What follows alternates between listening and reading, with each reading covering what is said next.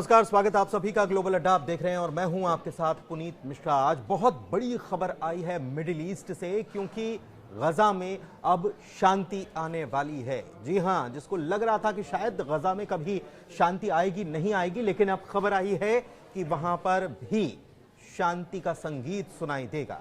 पूरी खबर क्या है, हमास ने क्या कहा, इजराइल ने क्या कहा, और इस बीच जो मध्यस्थता करा रहे हैं उनका रुख क्या है, ये सारी चीजें समझेंगे। मेरे सहयोगी अंकुर जी मेरे साथ मौजूद है, सीधे उनके पास चलते हैं और उनसे समझते हैं क्या खबर आई है, क्योंकि बहुत बड़ी खबर आई है सर, और हर तरफ खुशियां छाई हैं, ऐसा कहा तो जा रहा है कम से कम। बिल्कुल पुनीत, बड़ी खबर है। बड़ी खबर इसलिए भी है कि पिछले 2-2.5 साल की बड़ी एक लड़ाई के बाद हमास और इजराइल के बीच में एक तरह से समझौता हुआ है, और जो तमाम शर्तें थी, मतलब सहमति थी, डोनाल्ड ट्रंप ने जिस शांति प्रस्ताव को आगे किया था, लगभग बातें वही हैं। और ये अच्छी खबर इसलिए भी है क्योंकि पूरा मिडिल ईस्ट पिछले 1 साल में इसमें जला था।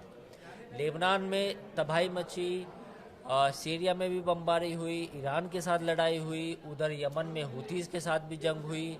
तो एक तरह से कहिए कि पूरा का पूरा मिडिल ईस्ट इस जंग में शामिल था, और कतर पे भी अटैक हो गया इसी बहाने, और तमाम तरह का। और सऊदी अरब भी अलर्ट पे रहा। सऊदी अरब में भी कुछ ड्रोन्स चले गए थे जो ईरान ने भेजे थे सीमा पार करके। तो ये तमाम चीज़ें थी। तो ये चीज़ें अब ख़त्म होगी और उम्मीद है कि शायद गज़ा में कुछ शांति बहाल हो। लेकिन अब ये देखना बड़ा दिलचस्प होगा कि क्या सत्ता हमास के पास आती है या नहीं। वो एक प्रैक्टिकल पॉइंट, उस पर नज़र रखने का। अच्छा, ये 2 चरणों में ये बात कही जा रही है कि 2 चरणों में हो जाएगा। प्लान जो है ये 2 चरणों का है। पहले चरण के लिए दस्तखत हुए हैं, तो थोड़ा सा इसके ऊपर हम आपसे समझना चाहेंगे कि पहले चरण में क्या कुछ होने वाला है, और उसके बाद सेकंड फेज कब शुरू होगा, क्या शर्तें हैं पहले चरण की, इसके बारे में कुछ बताइए। देखिए, मोटी मोटी तो शर्तें ये हैं कि जो हमास के पास करीब 48 बंधक है, उसमें से शायद 50-60% तो डेड है, उनकी डेड बॉडीज हैं, वो वापस आएंगी। 20 एक बंधक माना जा रहा है कि शायद जिंदा हैं, वो वापस दिए जाएंगे इसराइल को। बदले में इसराइल भी हमेशा की तरह, जैसे वो पिछले 10-20 सालों से होता आया है, कि एक बंधक के बदले करीब 100 फिलिस्तीनी छोड़े जाते हैं, है ना। ऐसा रहा है, एक मैथमेटिकल एक फॉर्मूला रहा है। तो करीब 2000 फिलिस्तीनियों को छोड़ा जाएगा जो इजराइल की जेलों में बंद हैं। ठीक है। दूसरा पॉइंट ये है कि इजराइल की जो सेना है, IDF, इजराइल डिफेंस फोर्सेस, वो पुल आउट करेगी, पुल आउट करेगी वहाँ से। और गाज़ा में एक नई काउंसिल बनेगी जो एडमिनिस्ट्रेशन को देखेगी। साथ ही जो एड्स है जो वाया इजराइल के थ्रू जा रही है, वो अब डायरेक्ट जाएगी वहाँ, एड में कोई प्रॉब्लम नहीं होगी। ये तमाम चीज़ें हैं। लेकिन इसमें मुझे कुछ मॉडलिटीज़ को लगता है कि इजराइल अनुमति नहीं देगा, क्योंकि प्रॉब्लम ये है कि इजराइल का मानना ये है कि हमास को वापस सत्ता सौंपना वो एक बड़ा मुश्किल कार्य है। लेकिन हमास का निशस्त्रीकरण जो है वो तो इन शर्तों में है, और हमास इसके लिए राजी हो गया कि हम हथियार छोड़ रहे हैं। लेकिन हथियार छोड़ रहे हैं, लेकिन उन्होंने कहा है कि हम हुकूमत में रहेंगे, सत्ता हमें ही चाहिए। ये एक पुनीत, ये ना एक गेम है। इजराइल भी अभी सारी शर्तों पर इसलिए नहीं अड़ रहा क्योंकि वो चाहता है कि हमारे बंधक वापस आ जाए। वापस जब बंधक आ जाएंगे तो फिर इजराइल भी पलट सकता है। इजराइल कह सकता है कि we will not tolerate Hamas in the government, वो ये भी बयान दे सकता है। उधर हमास भी ये चाहता है कि हम गवर्नमेंट हमें मिल जाए। हम फिलहाल फौरी तौर पर इस बात के लिए एग्री हो जाते हैं कि we will not raise any weapon, हम कोई हथियार नहीं रखेंगे, हम कोई हथियार रेज नहीं करेंगे, उठाएंगे नहीं, हमला नहीं करेंगे। बट लेटर ऑन गवर्नमेंट तो हमारी है, वो तो हम कभी भी उठा सकते हैं हथियार। गवर्नमेंट हमारी है तो सेना हमारी है, फिर सेना को किस अंदाज में हमको संचालित करना डिपेंड उनकी यूनिट्स है जो भी। तो अब ये वो सरकार बन जाएगी तो वो सेना हो जाएगी। हाँ, मतलब खुद ही वो फिर वहाँ पे इस तरह की वो होते हैं। तो अब ये कुछ थोड़ा सा ना दोनों पक्षों में देखो सब ट्रिकी होने वाला है। ट्रिकी है। अभी कह रहे इजराइल की प्रायोरिटी क्या है। इजराइल अब इस लंबे युद्ध को खींचना नहीं चाहता क्योंकि 20 लोग जिंदा हैं। तो इजराइल की प्रायोरिटी ये है कि इंटरनल प्रेशर भी है उनके 20 लोग वापस आ जाएं, प्लस जो डेड बॉडीज हैं वो मिल जाए। 0.1 उधर हमास भी चाहता है कि वो भी और डिस्ट्रक्शन मंजूर नहीं है उसको भी, क्योंकि वहाँ काफ़ी ज्यादती हुई है, आम लोग मारे गए हैं हमास की जिद के आगे। तो हमास भी नहीं चाहता कि ये चीज़ें एस्केलेट हो, तो इसलिए दोनों को मालूम है कि कुछ कुछ चीज़ें इम्प्रैक्टिकल हैं। हमास का हथियार छोड़ना मेरी नज़र में इम्प्रैक्टिकल है, और वहीं इसराइल का ये स्वीकार करना कि हमास गजा में फिर भी लीड करेगा इतनी लंबी युद्ध के बाद, वो भी मुझे इम्प्रैक्टिकल लगता है। अच्छा, एक चीज है कि तत्काल रूप से युद्ध विराम हो जाएगा, यानी कि गोली नहीं चलेगी, हमला नहीं होगा, एक बात यह है। तो जब सिग्नेचर हो गए और दोनों पक्ष पहले चरण पर राजी हो गए, फिर खबरें क्यों आ रही हैं अभी भी कि आईडीएफ ने अपने हमले बरकरार रखे, हवाई हमले, 10 लोग मारे गए बीते 24 घंटे में, ये डेटा निकल कर आया है। देखिए, ये नया एक वो है, जब कोई संघर्ष विराम होने वाला होता है उस वक्त जो दोनों पक्ष होते हैं उनमें से जिसको लगता है कि मैं आखिरी मौका है, 12 घंटे बाद सीज फायर हो जाएगा, तो उसके अपने कुछ टारगेट्स होते हैं जिनको वो तबाह करना चाहता है। तो ये वही पॉलिसी है इसराइल को, जैसा कि ऑपरेशन सिंदूर के दौरान भी हमने देखा था। हाँ बिल्कुल, वही देखा था, मैं वही बात जिक्र करना चाहता था कि हमें मालूम था कि पाकिस्तान जो है ये समझौता करने वाला है हमारे साथ, गिड़गिड़ा रहा था। उस वक्त इंडियन एयरफोर्स ने उनके जो बड़े एयरबेस थे, जो हैंगर्स थे प्लेन्स के वहाँ, और जो उनके एयर डिफेंस सिस्टम थे, जो क्रिटिकल एयर डिफेंस सिस्टम थे, उनको तबाह किया था सिर्फ 4 या 8 घंटे में। ऐसा जो लास्ट के 8 घंटे थे वो बहुत भारी थे। तो सेम है, आईडीएफ ने भी मालूम है कि हमास के साथ सीज फायर होने वाला है, तो उसने अपने अटैक्स बढ़ा दिए। अच्छा, लेकिन एक चीज और है कि ये इसमें सबसे बड़ी बात कि हमास ने, जिस बात का आप जिक्र कर रहे थे कि चीजें जो हैं लग रही हैं आसान, इतनी होने नहीं वाली है, जानकार जो हैं वो भी यही मान रहे हैं। हमास ने इस मामले में कहा है, जो इसमें मीडिएटर्स हैं, चाहे वो अमेरिका हो, मिस्र हो, कतर हो, इन लोगों को ये कहा है, उधर तुर्की भी कह रहा है कि हाँ हम भी इसमें शामिल थे, तो इन लोगों को कहा है कि अब आपकी जवाबदेही बनती है चीजों को सही तरीके से चलने देने की। मतलब इजराइल पीछे ना हटे, इजराइल ये ऐन मौके पर ना कह दे कि हम राजी नहीं है इसके लिए, क्योंकि ये तो पहले भी हो चुका है हमास के साथ इजराइल का। देखिए, इसमें मुझे लगता है कि अभी जो लगता है वो रियलिस्टिक लगता है, क्योंकि इस बार अमेरिका और इजराइल दोनों के जो बयान है, जो दोनों नेताओं के, वो लगभग सेम है कि हाँ, हम we are committed to the ceasefire. Qatar और मिस्र जो इसमें मीडिएशन कर रहे हैं, वो भी चाहते हैं कि ये जंग खत्म हो। तो मुझे लगता है कि अमेरिका और इजराइल इस बार थोड़ा सा रियलिस्टिक लग रहा है, उतना ऐसा नहीं लग रहा कि भाई मामला कहीं बिगड़ सकता है। 2 बिगड़ने वाले पॉइंट्स मैंने पहले पिन आउट किए हैं। पहला तो ये है कि हमास को वापस इजराइल बिल्कुल नहीं देखेगा।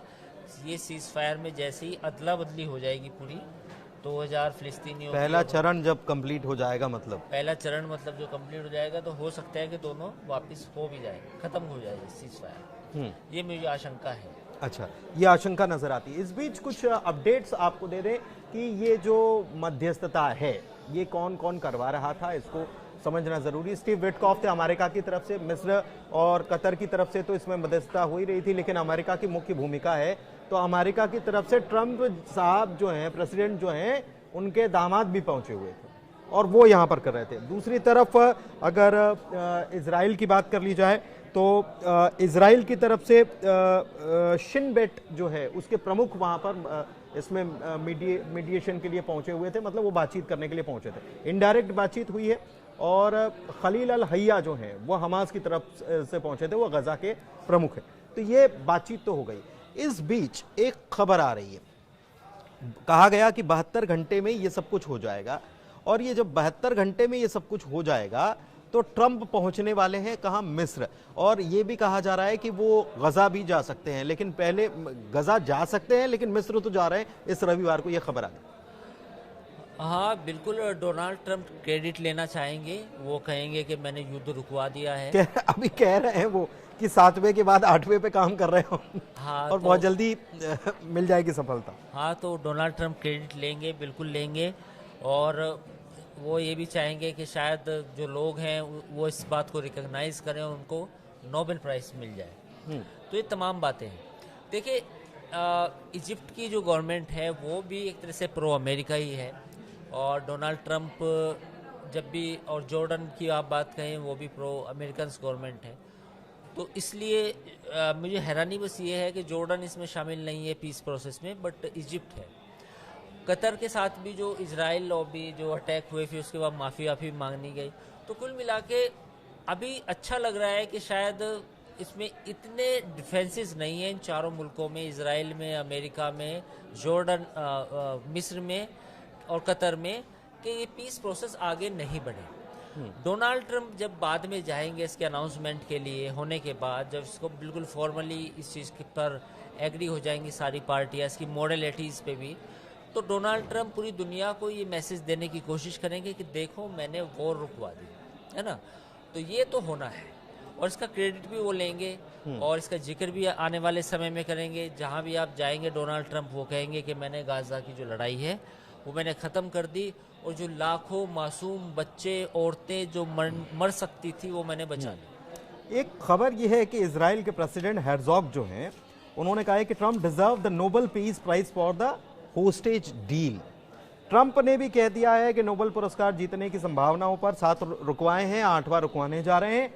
इतने सारे मामले के इतिहास में शायद किसी ने सुलझाए नहीं होंगे, और फिर भी शायद कोई कारण ढूंढ लिया जाएगा कि मुझे ये पुरस्कार ना मिले। तो उनको ये भी लग रहा है कि पुरस्कार नहीं मिलेगा उनको। देखिए, जो इजराइल के प्रेसिडेंट का बयान है वो बिल्कुल उसी लाइन पे है। वो जानते हैं कि how to deal with the Trump के साथ कैसे डील करना है, तो वो जानते हैं कि उनकी तारीफ करनी होगी, उनको नॉमिनेट भी करना पड़ेगा, और शायद इजराइल नॉमिनेट भी कर दे लेटर ऑन। तो ये सारी चीज़ें हैं। तो इसमें तो मुझे लगता है कि दुनिया के सारे मुल्क तकरीबन समझ गए हैं कि डोनाल्ड ट्रंप जो है उनके साथ कैसे हमें डील करना है। तो ये बयान उसी की लाइन पे है। पाकिस्तान भी जानता है कि डोनाल्ड ट्रंप से कैसे बात करनी है, उसने भी उनकी तारीफों के पुल बांधे हैं। इजराइल भी अब कर रहा है ऐसा, और बाकी 2-4 मुल्क और हैं। तो अब दुनिया को धीरे धीरे समझ में आ रहा है कि जो अमेरिका के राष्ट्रपति हैं वो किस मिजाज के व्यक्ति हैं। तो एवरीबडी इज नोइंग कि वो उनको क्या पसंद है, उनको क्या पसंद। देखिए, एक चीज और आपको चलते चलते बता देते हैं कि मिस्र हो, कतर हो, इसमें जो मीडिएटर की भूमिका निभा रहे हैं। मिस्र ने दरअसल अपनी जो इजराइल से जो लगती हुई बॉर्डर जो है वहां पर सैन्य गतिविधि बढ़ा दी थी। इजराइल को इस बात की टेंशन होने लग गई थी कि ये क्या हो रहा है। तो मिस्र को इस बात की टेंशन थी कि कहीं ऐसा ना हो कि ये गाजा से विस्थापित लोगों को मिस्र भेज दें, तो ये एक टेंशन बढ़ रही थी। दूसरी तरफ कतर के साथ जो इजराइल के संबंध बिगड़े थे बीते दिनों, ठीक है, माफी सॉरी बोल दिया, लेकिन उसको भी कहीं ना कहीं मैनेज करने की कोशिश ट्रंप ने की, और इसीलिए मिस्र और कतर को इसमें शामिल कर लिया, क्योंकि कॉन्फिडेंस बना हुआ है हमास का भी मिस्र और कतर पर बना हुआ है, और संबंध कतर और इजराइल के और मिस्र और इजराइल के भी ठीक करने बहुत जरूरी थे। इसलिए ट्रंप ने ये खेल खेला है। अब देखना होगा कि 12 तारीख को जब ट्रंप पहुंचते हैं मिस्र, तो वहां पर क्या होता है और उसके बाद क्या होता है, क्योंकि उसके बाद आशंकाएं, कुशंकाएं, तमाम चीजें जो हैं वो बनती हुई नजर आ रही हैं। लेकिन हम भी उम्मीद करते हैं कि जो पीस प्लान ट्रंप का जो है ये पूरी तरह से कामयाब हो पाए और गाजा में शांति स्थापित हो पाए। बहुत धन्यवाद।